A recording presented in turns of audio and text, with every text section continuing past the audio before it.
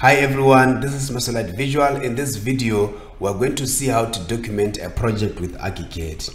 If you are completely new to project documentation in ArchiCAD, creating sections in particular, this is the right video for you.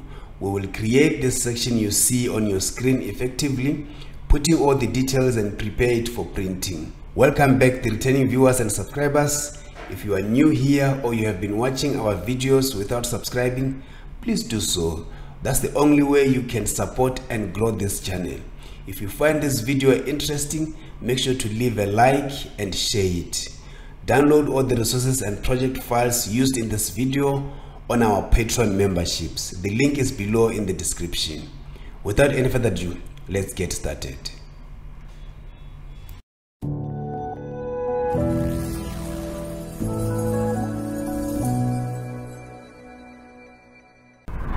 We're going to use this project for this demonstration. I have a video that I was creating this project. Check the link in the top right corner or check also the link in the description. So the first thing that we need to do here is to draw up our section line in this project. So I would go here under the documents or design tool palettes, under viewpoints. Let's activate the section tool. Once we've activated the sections tool is to draw our section. To place it, I'll draw it across the building like that, and then the viewing direction is going to be in the downside.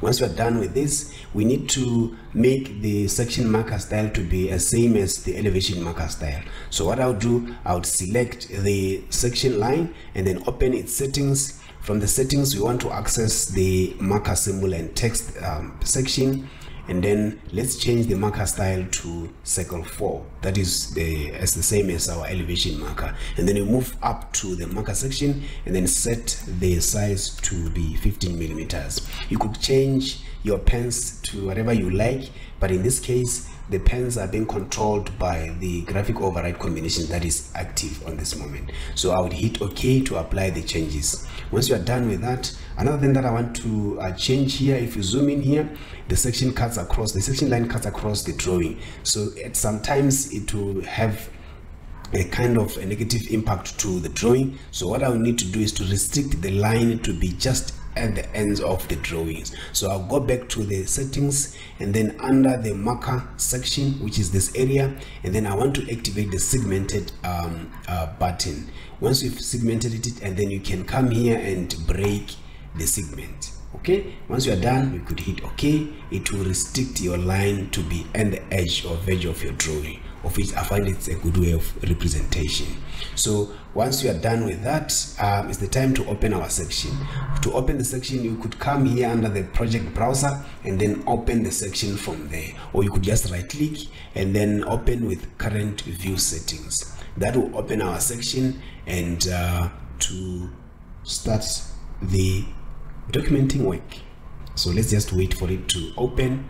Once it's open, we will have to analyze it before we can start putting some documentation activities. Okay, there we go. Here is our section. It's still raw. It looks raw without any other information that is necessary for documentation. So the first thing to do here is to set out the theme or the graphic representation of your elements within your section. So the first thing is to make the structural walls to be graphically hatched, and yeah, I think that's the most important thing at the moment. So what I need to do here is to select or change the graphic override that we are in it. So if I had to come here and then set this to a section maybe gray and then change anyway, so it didn't change.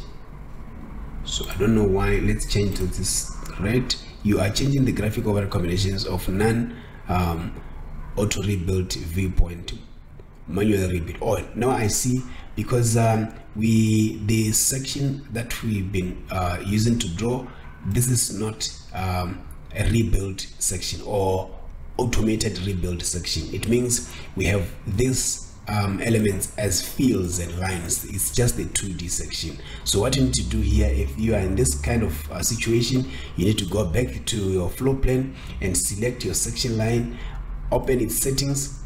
On the settings, what you want to do is to set our section to be auto rebuild. So that will be happening under section, I think, should be under story levels, right?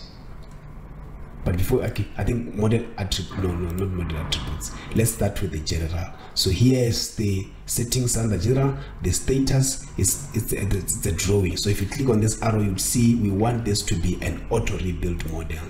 Okay, so that will give us elements, live elements in our section. So if we go back to our section, I'll open it from the top tabs. So now it will tend to be an automated or auto rebuild. Let's just wait for it to rebuild that.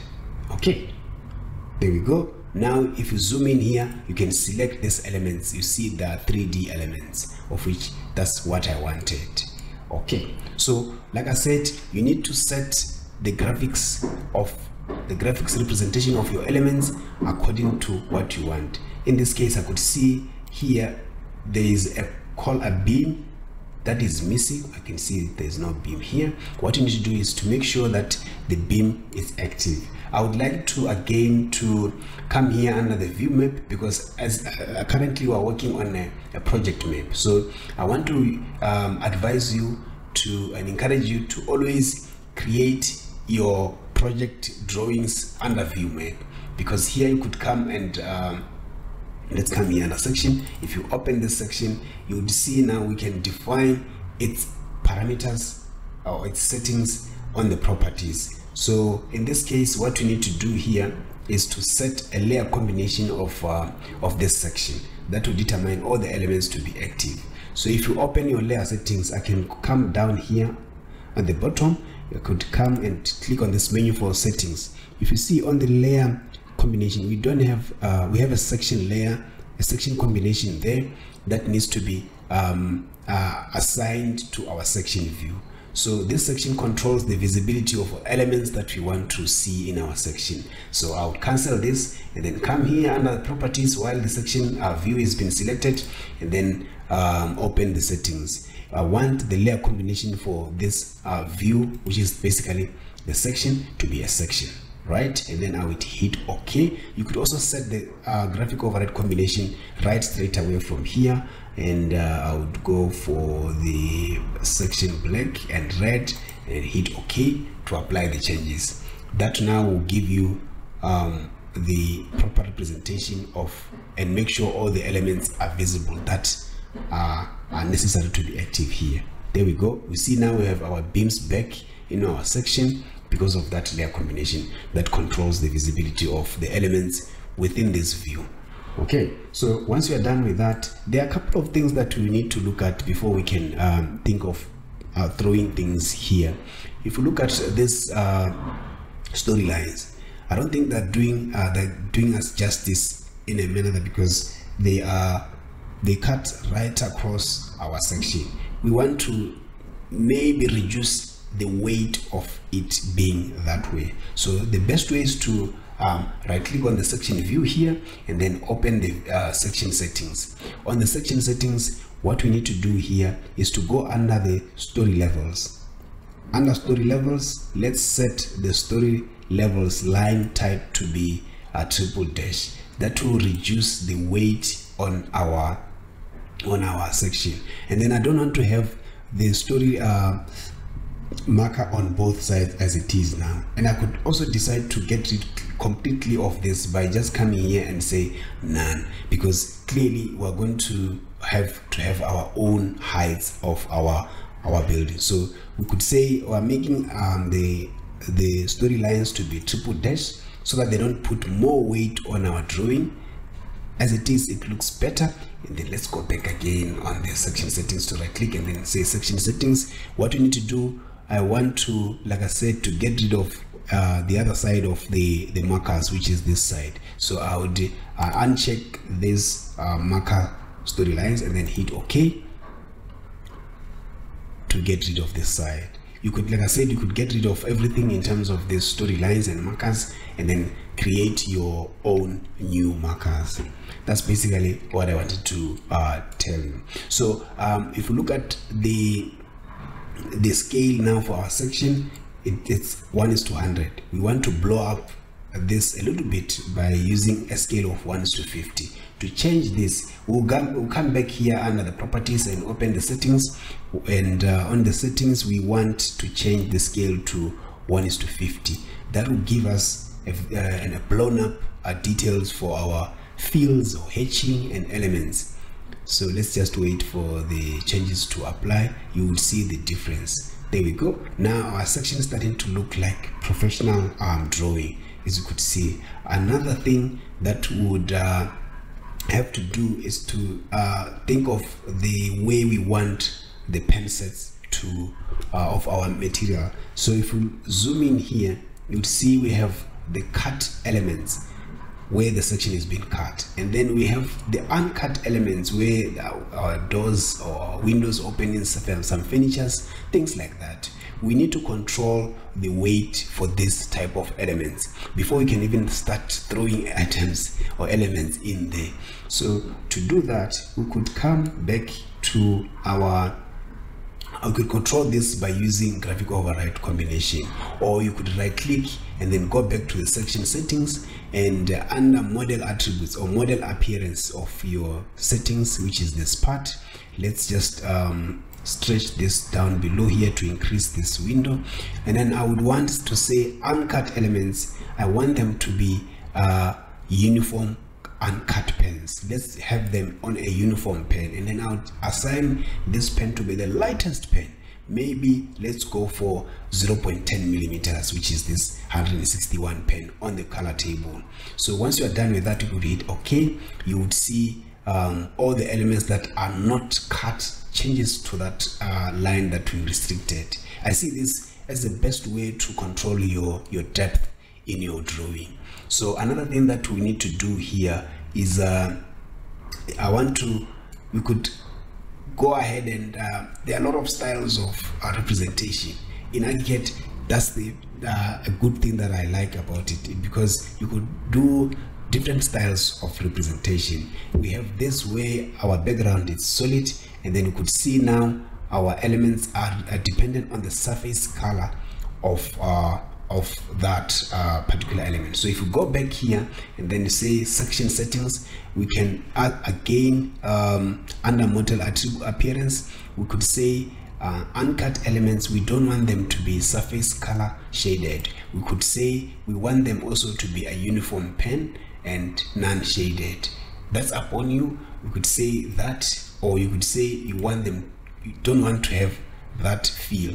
It's going to be nothing. So if you hit OK, you would see we have just a vector drawing, just 2D vector clean drawing that you could work with. I see that as a way of representing that. But you could see now I have a kitchen here. This kitchen, the hatching or the material representation for the tiling here is not visible. So I'll go back here under section settings and then turn on the vectorial hatching on my section. This is going to be achieved by activating the surface cover fill foreground. So if we say that, it will give us all the graphics that have been used, or graphic hatch or fills that have been used in our materials, like that. So our section now is starting to look like it's a professional drawing, even before we haven't started doing anything yet. Okay, so another thing that you need to do here is to check the composition of your materials representation. In this case, we have this as a composite for a slab that sits on top of a compacted hardcore, and it has I think the tiling at the top, which is not clearly visible. So we could fix that by increasing the height or the size of our tile. So if we click in here and then right click, we could come here and then say edit selected composite or profile. If you come here, you find out the thickness or the height of our tile is 10 millimeters, of which it's impossible to have a tile at this height. So roughly would have it at 50 millimeters, and it sits on a plaster gypsum of 10 millimeters. This is more like a bonding or adhesive material to bond your tile to the concrete. You could come here and make sure the representation is perfect. I know ArchiCAD doesn't have some of the materials, according to your likings, the naming, it might be wrong, or you could find something that will represent the adhesive of that material, or you could create your own adhesive material for tiling. That's another thing. We could do that and then come here and load it. Let's see how to do it. I'll hit OK to apply the changes that we made so far, which is increasing the height of our tile. So we now have our tile visible there. So what we need to do is to add our adhesive. To add our adhesive, like I said, let's go to options, elements, attributes, and building materials. We're going to create a material that will represent our bonding adhesive for our tile. So I would scroll down here and find something relatively close to what I want to create, like a plaster gypsum, or for example, or plaster lime sand. I think this might work. Oh yeah, I think this might work. Or stone finish. Let's go for stone finish, and then I would go down here under this and create new. While is this being selected, I want to duplicate it and then set a name to, I will say tile adhesive. Tile adhesive, right? And then hit OK. What I need to do here is to change the material. So the surface of this is going to be a tile. No, so it's going to be a, let's go for something like stone. I don't know, something concrete or cement. If you don't have a surface, you could also create that kind of a surface, but I can reuse some of the surfaces that are available here instead of creating from scratch. Like I could use, let's see what we can use. Let's search from stone, granite gray, or stonework 2. Let's search from concrete, or do we have cement here? No, we don't have. Plaster, we could go with this plaster laminate, right? And then I'll change the color to, let's change the color to something that we want to represent our texture on section. This color is for the hedge, remember, in our section, in our cut elements, right? So we need to get this to a proper pen weight from the get-go. So I would go with 0.13, of which that's what I've been using, and then I'll reduce the weight or the priority for this to be, because it's not a structural material, so I'll just leave it at 160, for example, and then hit OK. I just wanted to show you how you can create your own materials if you're struggling to achieve certain representation of in your section. So I'll select this, right click, and then edit, select composite to come here, and now let's use our tile adhesive. I'm going to search for tile adhesive, which is this material, then I'll make it at maybe 20. So the tile will reduce to be, altogether this has to give us 50, so the tile will reduce to 30, and then I'll hit OK to apply the changes. Now you would start to see our composition or layering of the material. There we go, we have this adhesive, and then at the top is the tile. I don't know which one is supposed to be thicker than that. I think the tile adhesive has to be thicker, because the tile itself is thin, its thickness. So I'll just make this 30, or maybe this, let's make it 40, and then the tile itself to be 10 millimeters thick, and then hit OK. That will give us that.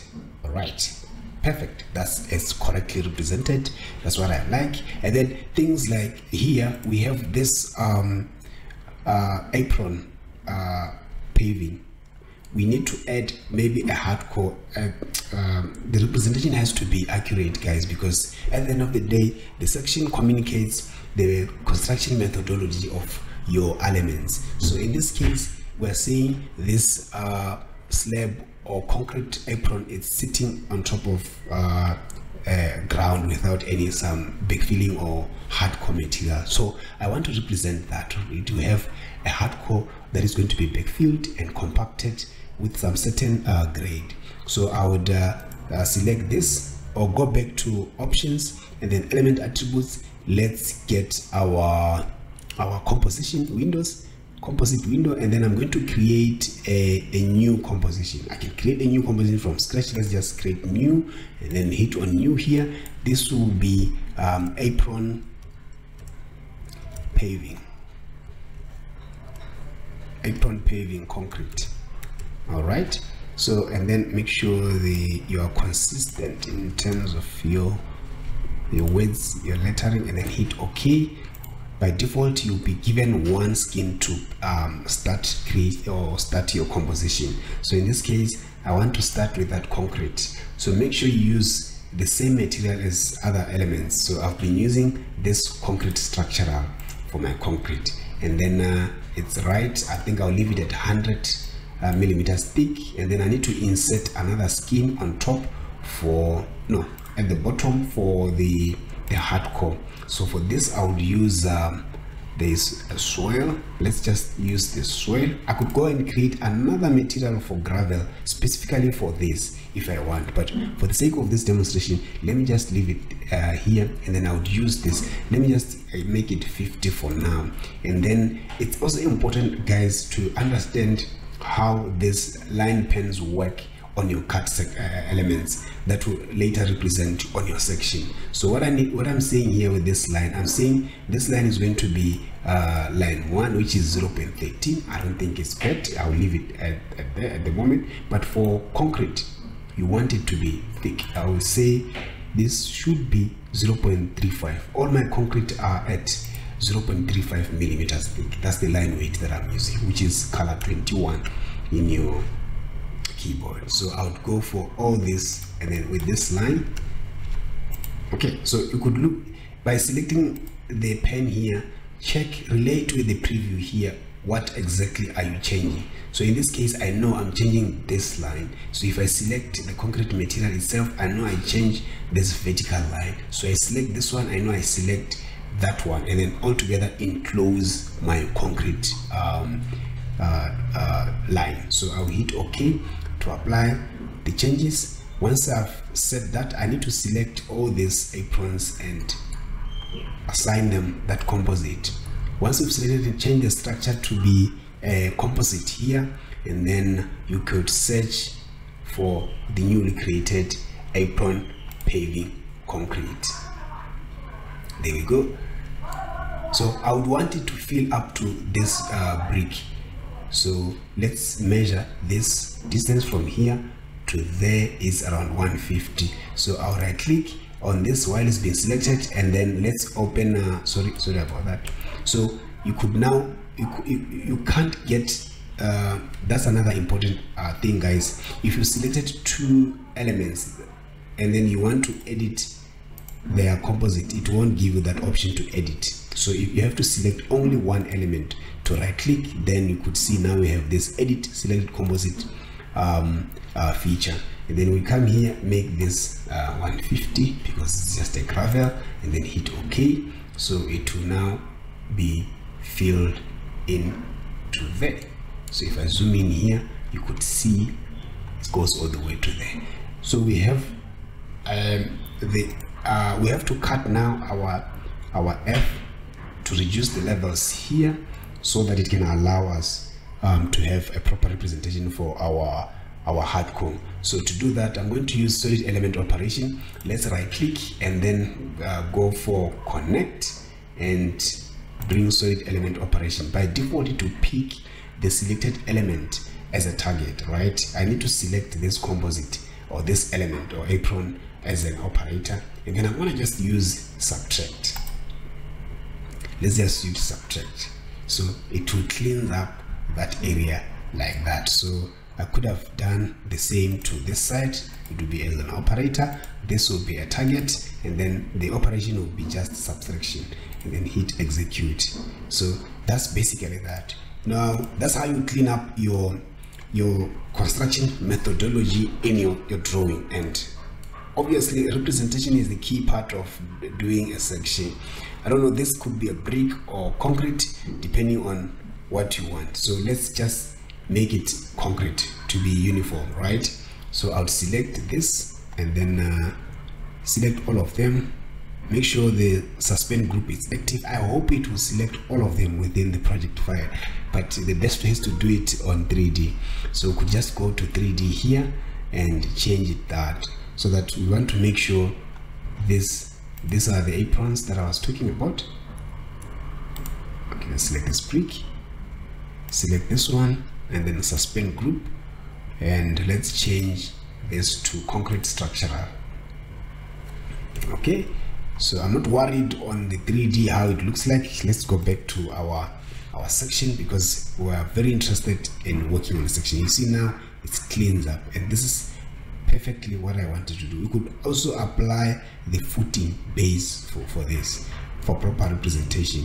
To do that, you could go back again here on the section, and then let's zoom in. I mean on 3D, let's zoom in here, and I would Control Shift D to move or carry a copy of this, and then I will go down and dock it right under that element. So if you go back to the section, we're going to create a profile that will act as a footing for that, right?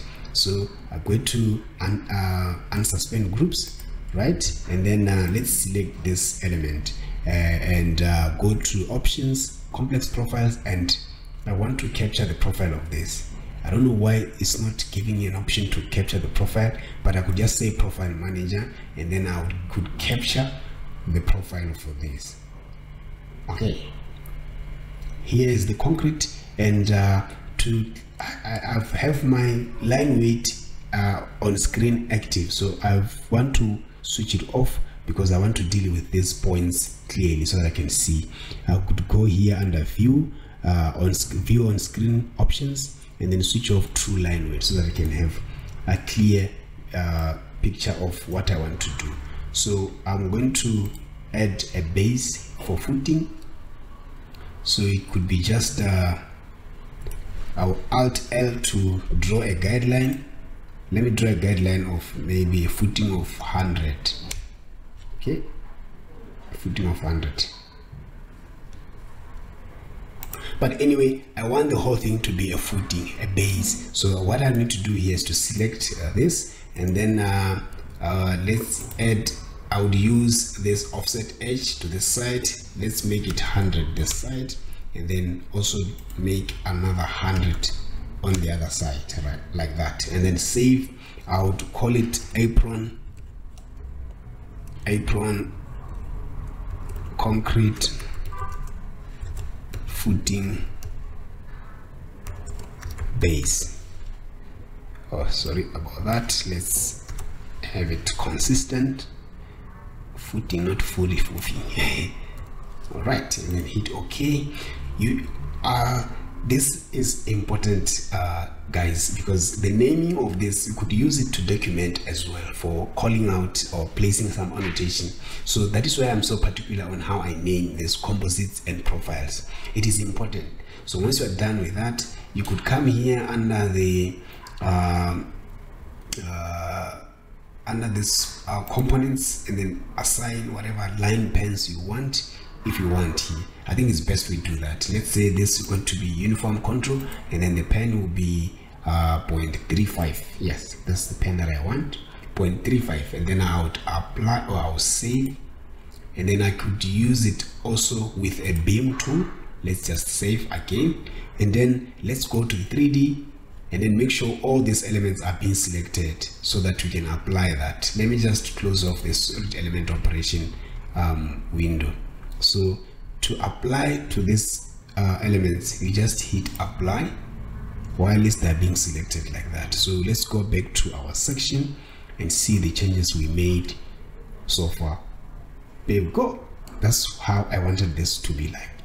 Okay, so now what I need to do here, I will go back to the 3D and take advantage of the selection, right? I can now close off the profile manager, and then because I want to subtract that elements from my terrain, so I need to do that so that to fix this issue of the hatch is not visible there, right? Let's go back and right click to bring connect solid element operation, and then like I said, by default it will select all the elements that are selected on the project. So but this is not supposed to be the target, it's supposed to be an operator. I will add the 16 elements under the operator. So the terrain is going to be the target, and then let's do the operation while we are in the section so that you can see the operation instantly. So I'll hit execute so that this could clean up that. Perfect. So now we have a clean drawing, perfect representation of how we want our things, our apron to be constructed.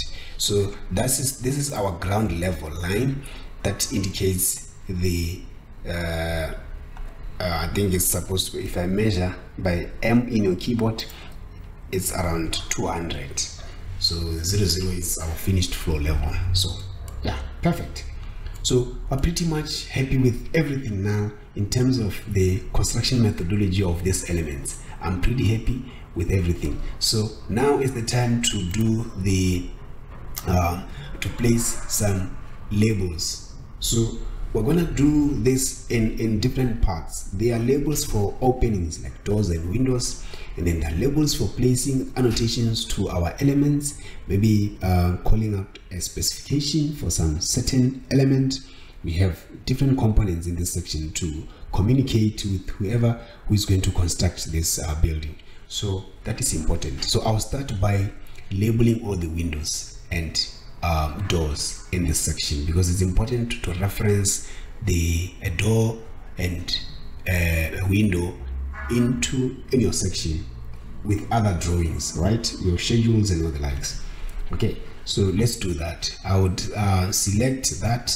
You could come here and under the documents, and then let's say we pick a label. Where's the label tool? Here's the label tool. Activate the label tool, and then you come and click on this window to place a label. There we go. We have a label there, but this will take us a long way to finish off all the openings. The best thing is to label them once, all of them. So I would select all the windows by going to design and window, activate the window tool, and then hit Control A and go to document. Under document, we want to move down here to annotations and then label selected elements, right?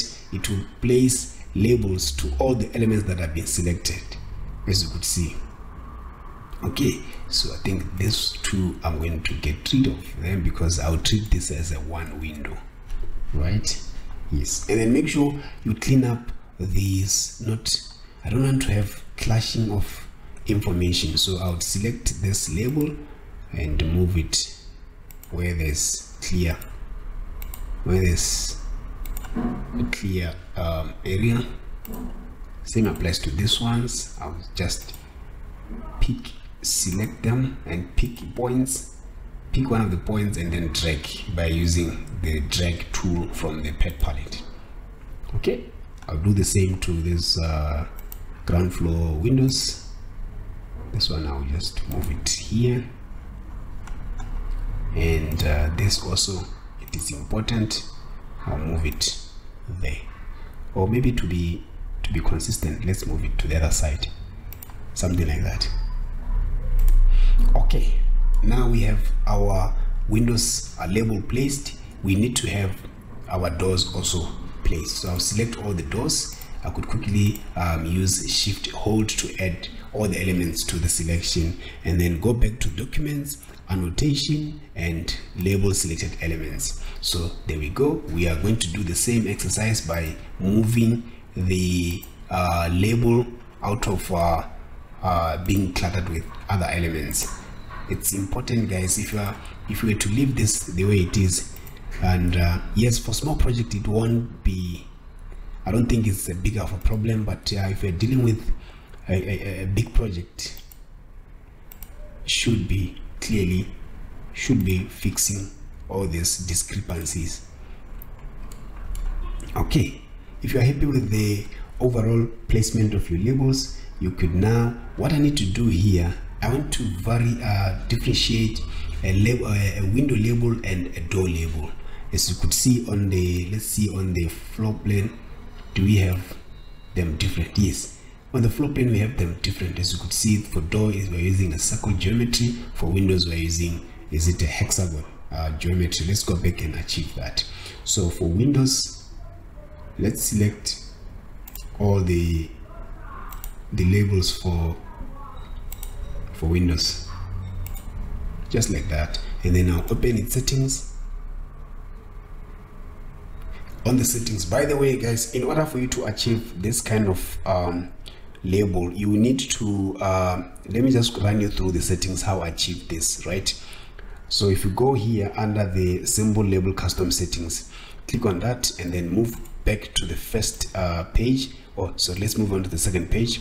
I've changed the shape to be a circle, right, for example, but for the windows, like I said, we're changing to a hexagon. So let's go for a hexagon. By default, ArchiCAD will come with this leader line active, and to have, if I remember very well, this will be at around 300. We don't want to see this kind of thing. So if you check on type and preview, you would see something like that with okay, let me just increase the size of text so that you can see. If we increase the size of text, maybe we say this is going to be 6, go back. By default, this is basically how this is being done. So let's move here, the leader line, make it 30. I think it's 30 instead of, by default it's 30 instead of 300. So if you go back, yeah, something like this, it will give you something like, but you need to set up your label to be custom. So I normally get rid of the leader line, and then I'll make the distance from the drawing to 0 here, and then I'll fit the frame to text. Copy my settings if you want to achieve a label like this one. Copy all these settings, guys. This most important thing is to fit the frame to text, and then switch off the leader. Make sure the distance from the frame is 0, right? And then if you move on to the other parameters, there's really nothing to worry about that here. And then you could play around with your shapes there, and then I could hit OK. There we go. You see now our text is too big. If you say we want this text to be 1.5, it will reduce the size of the shape, because we said the geometry of this label should be dependent on the height of our text. That's basically what we want. Perfect. So we have two different types of labels, windows and doors. So let's move on to the other elements. So if we move up here, we want to dimension our drawing. So there are two different types of dimensions that we're going to create here. We're going to create just a linear dimension and then the level dimensions. So let's start with the linear dimension. So I'm going to start by, clearly here we have a linear dimension settings that we want here. So I could come here under the documents and then activate the dimensions. What I want is to start by dimensioning the grid position, right? Just for someone to reference the distance. I'll click on the points and then click OK to place that there, right? So that's basically what you want. So you can change the settings of your dimensions by coming here under settings, and then you could change the marker type to something else you want. Here I've went with the architectural or solid dots, something like that. And then the settings, I've extended the witness line. I've gone for this type of witness line, which is custom height, and then the height of the text is 1.9 millimeters. And then if you move down to marker and witness line options, I've made my marker size to be 1.5 for my sections, and then the custom witness line is 5 millimeters. If you want to maintain, if you want to copy the settings, make sure, or you want to have the same style, copy these settings, ladies and gentlemen. Under pointer, because these are dimensions, it necessarily doesn't matter even if you activate it or what, it doesn't affect our dimensions. So here there's nothing to worry about. Okay, and then the line types or the pens for these dimensions are being controlled by our graphic override combination, right? So that's the key, guys. Annotation stuff, I like to use graphic override combinations to overrule everything, because they are a headache to go one by one and then change the pens for this. So I normally set rules that will look onto in the later stage of this project. of this demonstration. I would hit OK, and to place that, I would have another dimensions to place here. I want to dimension the width of this building starting from this wall. I'll click on the edge of the wall or just in the center of this wall. It will pick the two lines for the wall, and then what I need to do is to dimension the width of this window, and then again include this window and door, something like that. This distance between the door to the gutter, same applies to this area, and then I'll do the same to this side as well, just like that. And then I'll click on this window. Then to complete, I'll click the wall. Just click any, just in the region of the wall, just click any to pick the boundary of your wall like that. And then I'll right click and then hit OK to place this. I'll just drag it somewhere there. Okay, you could see my dimensions now are in millimeters. I'm using millimeters, but this side they are in meters. Sorry, I'm using millimeters. So to change this,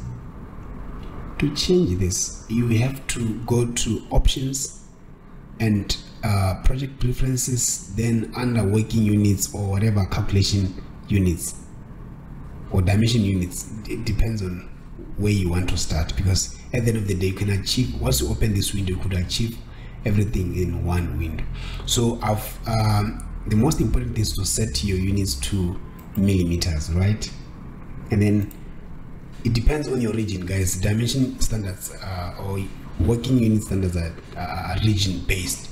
So I don't know in your region, make sure you use what's in your region. So in this case, I would have to store these changes as my own custom dimensions. As you could see, I have this MS beam dimensions already set, and I've stored it as MS beam, and then you could see the unit is in millimeters. So what I need to do is to hit OK, and then I would go to the settings of this. It will change temporarily, but once you go back again, if I have to open the section, it will revert back to the meters. All right, so what I need to do is to change it permanently. I would have to come here under settings of this section, right? And then if you move down to the 2D documents, you would find the dimensioning. So currently it's at plane meters. I think by default an international default ArchiCAD template comes at in plane meters. So what I need to do is to change this to MS beam, which is my custom millimeters standards, and then hit OK. It will take care of that for my section. So that applies across all the drawings, guys. For your sections, elevations, plans, site plans, you have to have this keyed in using the view settings. That is why I like using the project map, because you have a lot of room to set parameters of your drawings, unlike when you are on the project map. Project map, it doesn't have, or it doesn't give you much of settings to customize. I could see this is the settings for your section. We don't want to see this in our thing. So let's go back to our view map and our section. Okay, so basically that's that. We've placed the linear dimensioning for our width of our elements or our spaces. So what you need to do now is to place the heights of our elements. So I'm going to use a dimension called construction method of an elevation using the dimension tool. Still in the dimension tool, right? I would change from linear to this elevation, right? And then let's open the settings. We could just set some settings here. What I need to do is to change this. I think here is fine. Let's set this to be this one, and I want it to be filled or solid like that. All right, so I could come here and change the style of how I want this to be done. I think I like this type of method, and then I'll start by 0, which is start from the ground level. I'll click on the ground level. I'll click on the floor finish here. Oh, sorry, I made a mistake. Let me hit escape to start all over again. Start with the ground level. I'll start with the floor finish. Then I want to include the cabinet heights, the window heights for this, and door heights, first floor slab height, railing heights, door heights for first floor, and I could go with this as well. And I want to indicate this line, which is basically the wall plate height, and then ultimately the apex or apex, and then right click to hit OK. Then you could now place your dimensions like that. Okay, so in areas where the elements are sticking on top of each other, we don't want to see that. So I want to delete this. So I'll select this one separately, because even if you try to move it to this side, it won't move. So I'll hit delete, and then to remain with the 0, 0, I could come and edit. Let's just come again to the dimension tool, and then this I could place it on its own. Unfortunately, you can't place a label by clicking on one height, unlike you're using a level placing or a level tool in floor plans. So I had to select two points, which is this point and then that, and then right click, hit OK, and then place it there. Oh, sorry about that. Let's start all over again. Click here, and then maybe I'll reference it with this height, and then right click, then place it. So that means I need to delete the top part. The top part, let's select it and then delete, so that we can remain with a -200 for our ground level, natural ground level. And then we'll move on here as well. We need to get rid of some of the dimensions. I'll get rid of this one, so that yes, I remain with the beam level, okay, or the beam height. That's basically it for placing the heights or dimensions for heights in our section. We move on to the next stage. You could see now our section is take a little bit of details. We're putting a lot of information now as a reference on what are these things that we are saying. Okay, so let's do the annotation, right? The annotation, well, there are tons of ways, guys, to call out or to do specifications in ArchiCAD. So I would activate the label tool, and then I'll start from the bottom. Oh, by the way, before we do that, before you place the annotation, okay, but it's still fine. I forgot, guys, to show you how to dimension the angle, because we need an angle for this. There are two ways: either you dimension or you place a label. So I could now activate the place label, and then open its settings here, and then under type and preview, we select auto text. Under text, auto text, hit OK, and then click on this line, right?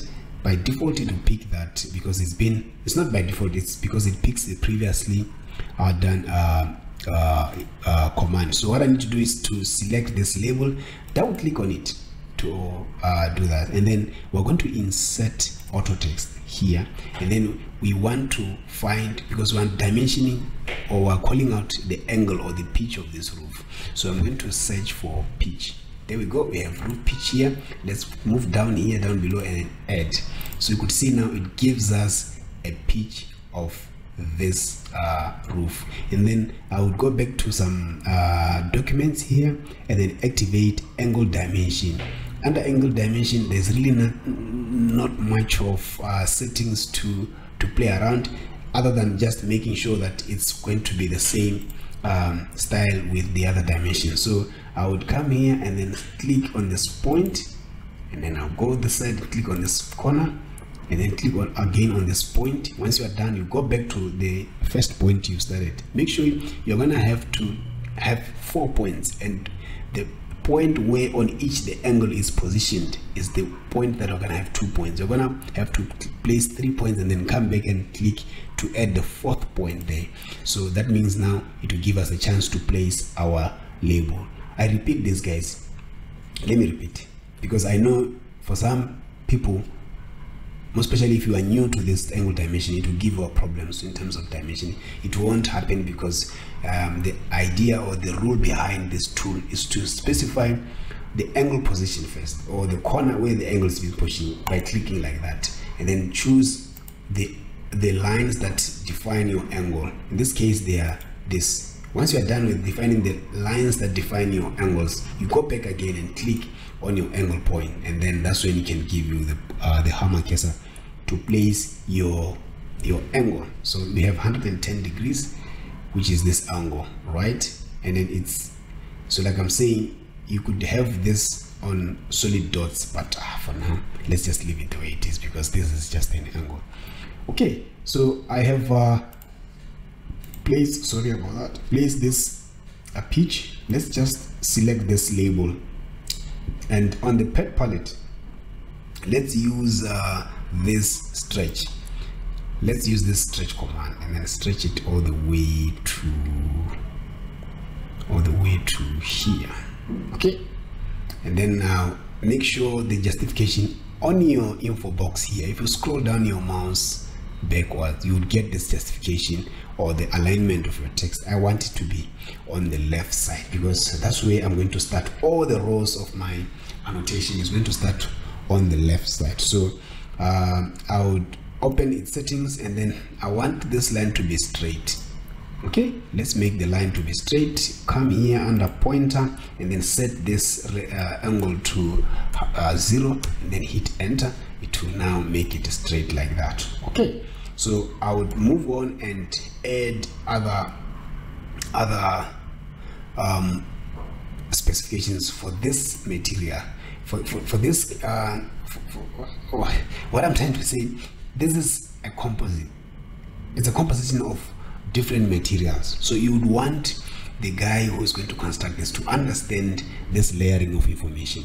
So I'm going to go back again and activate the label tool, and then this time around let's open the settings and then change the type of this label to be let's scroll down here and then find what you call the, where is it? I'm not seeing it here. Should be the, okay, it's fine. No, we have to, there's what is called skin label. Oh, there we go. Let's change this to a skin label, and then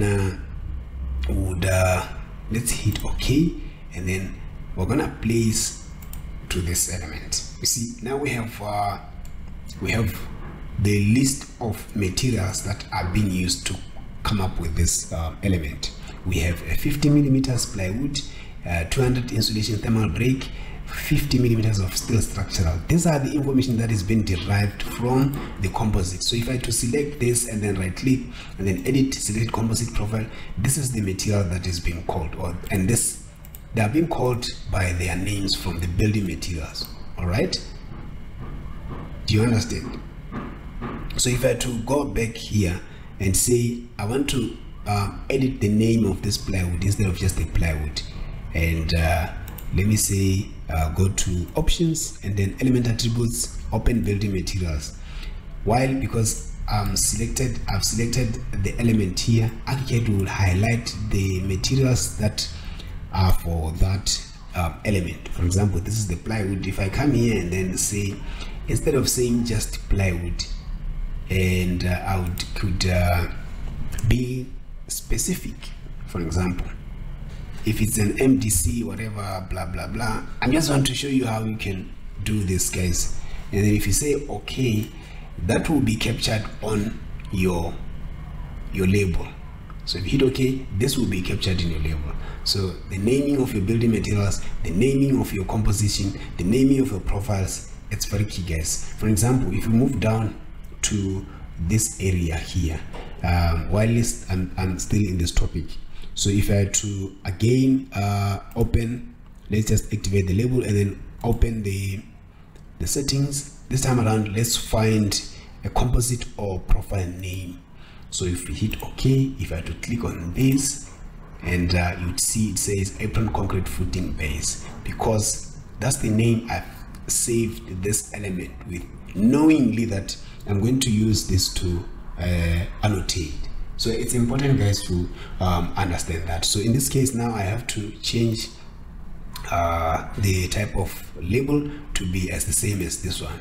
To achieve that, let's select this and then open its settings, and then from the settings what we need to do is to activate the pointer, right? And then if we move down here under symbol label settings, what we need to do here, click on this arrow and then let's find, okay, I think it's fine. Once we've activated the pointer on the preview, you could see it's clearly out. So I will need to say okay. So that's basically that. So you could mirror this to the other side. Let's click on it and then mirror in your pet palette. You could see it doesn't mirror. Why? Because we have to go back to the settings and then under the symbol label and custom settings here, let's go back there. No, it's under the, is it under the symbol label? Yeah, here under symbol label orientation, let's change this to horizontal orientation and then hit OK. Once you've done that, if you come and try to mirror, it's easy for you to mirror that again. So I would say go back again and then make the line to be straight by changing the pointer to be 0 degrees like that. And then I'll make sure all my labels are aligned with this line. So I would use let me use this one and then drag it all the way, or stretch it all the way to there. Okay, so that will be the base of, or the line for my my annotations. Okay, I'll do the same to this one, or I could pick parameters of this because they are on the same level. No, they are not, because this is a skin list, and then that it's this is a profile name, a composite of profile name. This one I would have to say open its settings. Let's make it clean, and you can get rid of those lines. Activate the leader point, and then if you hit OK, and we want it to be somewhere here, let's move it. This one I will just, okay, instead of, I will use this stretch. Let's, what's wrong with this? Let's pick it from this. Okay, I would hit escape to, I don't know why it's acting like that. Oh, sorry about that. Okay, let's select it.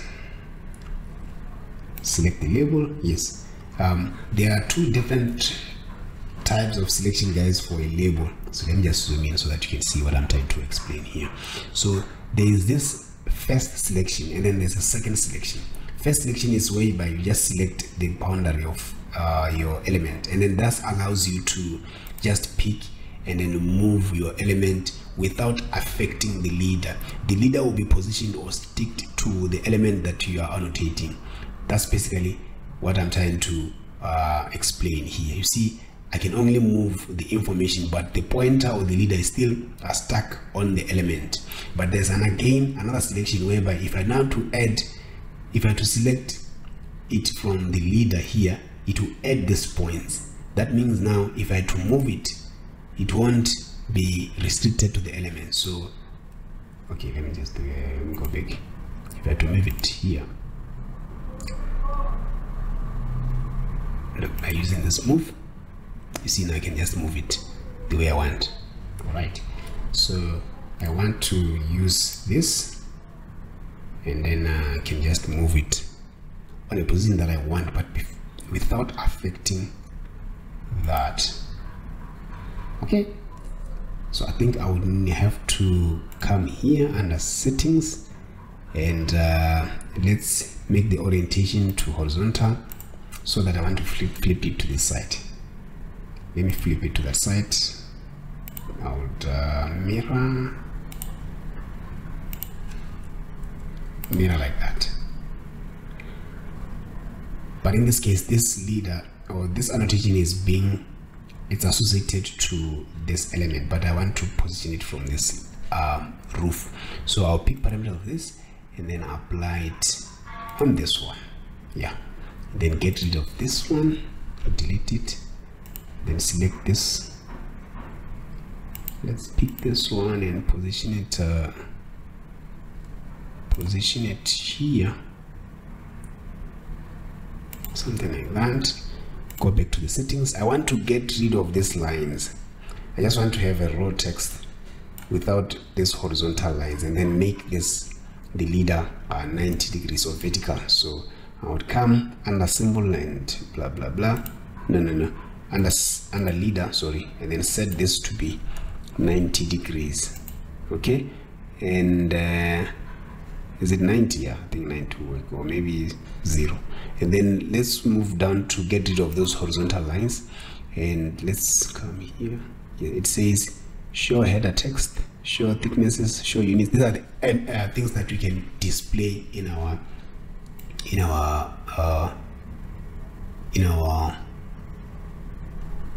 label. But I want the still structural, it's supposed to be at the top. So I would reverse this order by saying reverse order like that. And then if you move forward to the other parameters, you should have, yeah, these are the separator lines. They're called separator lines, these horizontal lines. So I'll just get rid of them and then hit OK. So, it didn't change the leader to be 90 degrees or to be vertical. So I would set it to 0 instead of the pointer, set it to 0 instead of 90, so that it can be 0.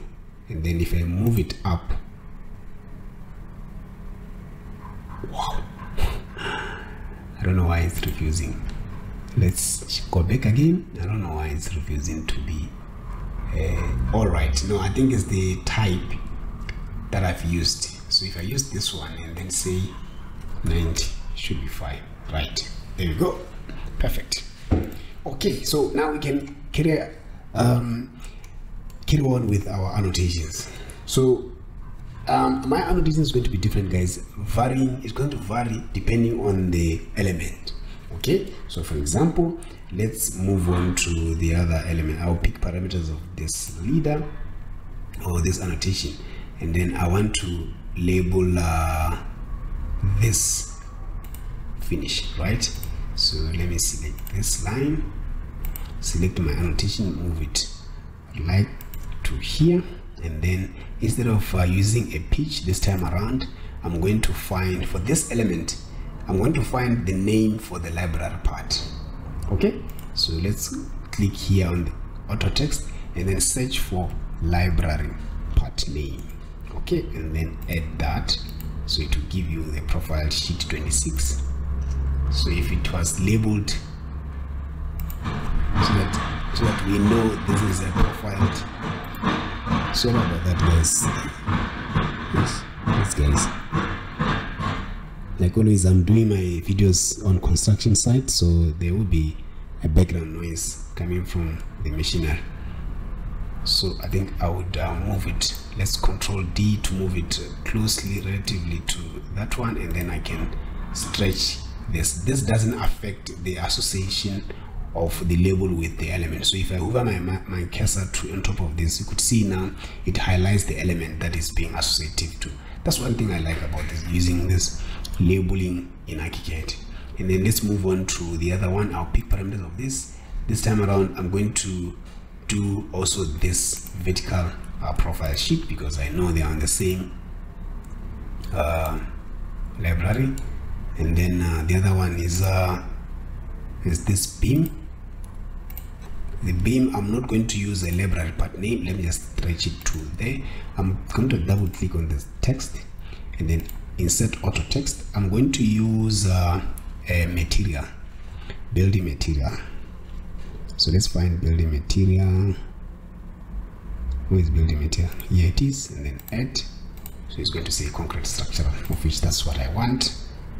So I could use the same building material for the bricks or for the walls. Okay, there we go.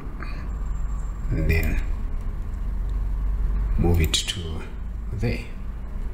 Let's move on to the railings. Oh no, before railings, let's do this window.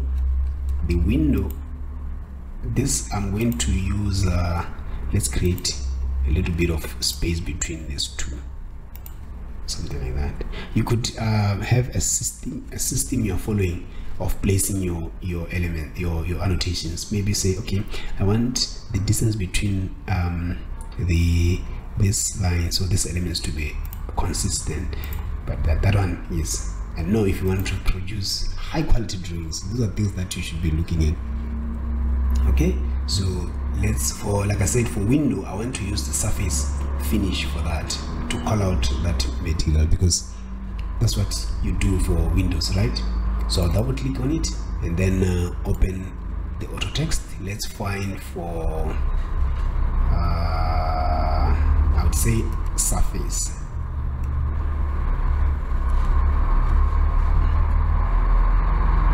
It doesn't have just the general edge. Okay, let's just pick general or surface area or edge surface, right?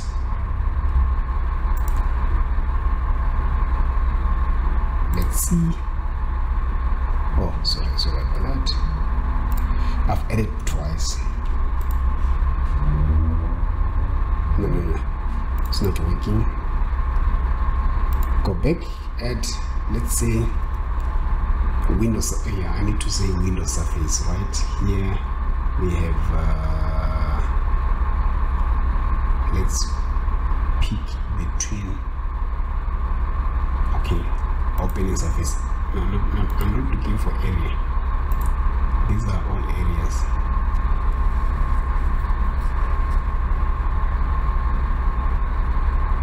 Okay, let's go for, oh no, here it is, surfaces of all, right? And then add, there we go. So it will give all the finishes of our window that has been assigned to that. So we have a glass is going to be clear first, and then the paint is ivory black. So I would now pick this corner and then use this stretch to restrict it to the edge of this, that way. Okay, there's a truck just packed, waiting to do, it's came here for delivery, and I don't know why these guys can't switch off this, because it's disturbing me. Okay, let's continue. And then we have the railings. Railings also, what do we need? We need a surface as well. I could use this surface because we were interested on the finish. Okay, I'm interested on the finish. So if you want to use your custom specifications, maybe you want to copy paste it from a previous project, you could double click here, and then instead of double click on this, instead of using auto text, you could just, using this auto text, you could just type, for example, this would be, I would say anodized, just to give an example, anodized powdered, how do you spell powdered? Powdered aluminium railings. Sorry about that, guys. Aluminium railings. So you can use this, but this will be just a metadata. It will be just an information that is being embedded to this, but it won't reflect anywhere in your model. So I see this as cheating, and if you are assembling a true BIM project, you won't use this type of method. Rather, use this information to define and create your surfaces and materials, instead of coming here and type it manually. I don't think that is the idea and the point of ArchiCAD. So I would speak for the beam. This beam is going to be the materials as well. It's going to be concrete, like that. Oh, sorry about that. I'll just to stretch this to there. Then I'll do the same to the wall. Stretch it all the way to there. This I could use also a skin material. Why is not the same height? This should be the same height. It should be 3mm height. Okay. I may pick parameters of this. I could use this label skin again for my that, and should be on 3mm. Thanks Jesus, this guy managed to switch off this track. Okay, so I can now align this to that. Okay, instead of aligning it, let's just move it like that.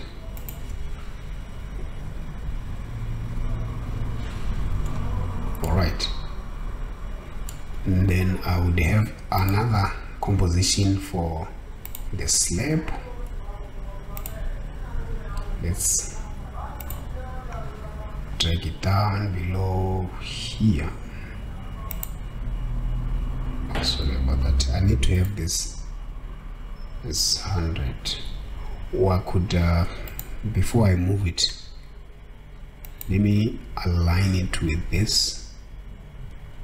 What I'm trying to do here, guys, is just to, for me, is to make a presentable section. So this is subject to whatever your standards, guys. For me, I would like to align everything, put everything neatly together. That's basically, I'll spend my time doing my annotation because I've assembled the model. This is the critical time to communicate it with the relevant stakeholders. So I'll really make sure I nail it. So I think this dimensions for it can go. I don't think I have it at the top there. So the mesh, I can increase the height to 4 meters so that it doesn't affect my drawing.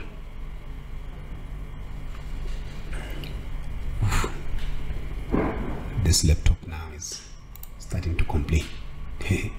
Okay, so that's basically that, and yeah, I think I've covered almost everything, ladies and gentlemen. What I need to do is to label the spaces. Now I could use just a normal text. For example, here it will be your kitchen, to be your kitchen text, and all the annotation stuff are being controlled by the graphic overhead combination. So this side will be bedrooms. This will be my bedroom, and one thing that I need to label is the natural ground level, which is this area. I would say natural ground. Okay, I will say NGL as an abbreviation for this. It depends on. Let's move it on the top there, something like that. And it could be as well to the other side as well, but for now let's just leave it the way it is. Okay, so gentlemen, that's basically what I wanted to share with you in terms of documenting project in ArchiCAD, most especially your sections, creating your sections. I think I've covered pretty much everything in terms of how you can go about this. I've covered different types of pulling out information from your elements. You could use the profile name or composite name. You could use the composition or skins, list skins. You could use auto text using other system parameters. There's so much that you can pull in. You could also use the metadata from what is built in. For example, if you select this beam or footing, if you come here under its settings, and then if you select classification and properties, you'll find we have this information. This information is also key, guys, for your documenting a project. In this case, you find that I have let's say I have scroll down there. We could set this as a material construction type. Let's find the available construction type for this. what I want is to create a description for this element. If you want to really use a secondary element material, okay, you could come here and then set this manage IFCC. We have a reference because it's concrete structure, and then it gives you the dimensions.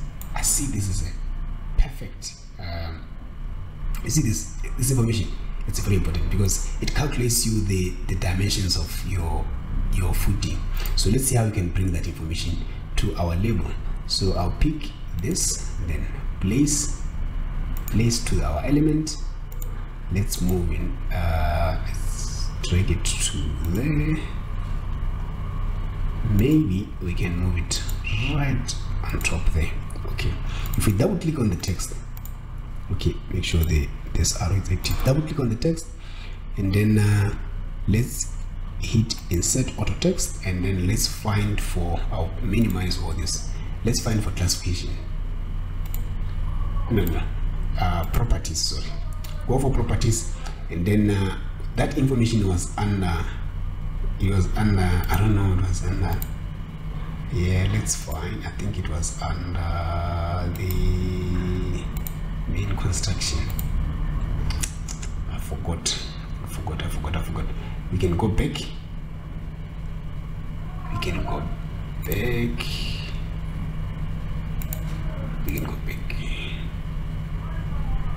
I don't see it here. I don't know why. It's supposed to be here, guys.